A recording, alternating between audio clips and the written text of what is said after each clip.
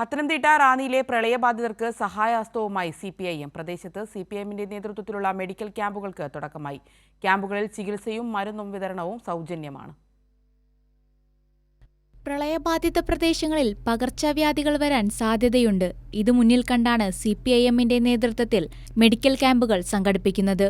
നമുക്കറിയാം, പ്രളയത്തിന് ശേഷം മാറാരോഗങ്ങൾ, പകർച്ചവ്യാധികൾ 2018 ശേഷം പ്രളയം ഇവിടെ വന്നപ്പോൾ ഒരാഴ്ച കഴിഞ്ഞപ്പോഴത്തേന് 100-ൽ 15 പേർക്ക് വീതം മറ്റ് പകർച്ചവ്യാധികൾ പിടിപെട്ടു.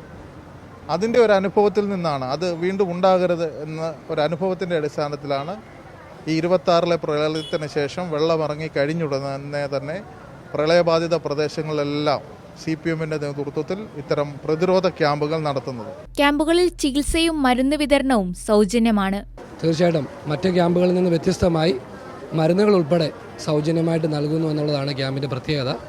തീർച്ചയായിട്ടും ഇത് റാന്നിയിലെ പ്രതിരോധ പ്രവർത്തനങ്ങളിൽ വളരെ വലിയൊരു പങ്ക് മെഡിക്കൽ ക്യാമ്പുകൾ വഴി വഹിക്കുമെന്നുള്ള കാര്യത്തിൽ യാതൊരുവിധ സംശയവുമില്ല. CPIM നടത്തുന്ന പ്രവർത്തനങ്ങൾ മാതൃകാപരമാണെന്ന് ചികിത്സയ്ക്കായി എത്തിയവരും പറഞ്ഞു. ക്യാമ്പ് നടത്തുന്നത് ഞങ്ങളുടെ ഈ ദേശത്തിന് ഏറ്റവും വലിയ അനുഗ്രഹമാണ്.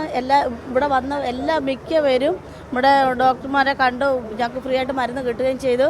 പിന്നെ പ്രഷർ വന്ന് നോക്കുകയും എല്ലാം ചെയ്ത് ഏറ്റവും വലിയ ഉപകാരമാണ്. CPIMന്റെ ഒരു പ്രവർത്തനം ഏറ്റവും അനുഗ്രഹമായി തീർന്നിരിക്കുന്നു. CPIMന്റെ വർഗ ബഹുജന സംഘടനകൾ ചേർന്ന് റാന്നിയിൽ ശുചീകരണ പ്രവർത്തനം നടത്തിയിരുന്നു.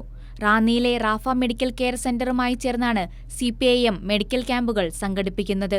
കൈരളി ന്യൂസ്, പത്തനംതിട്ട.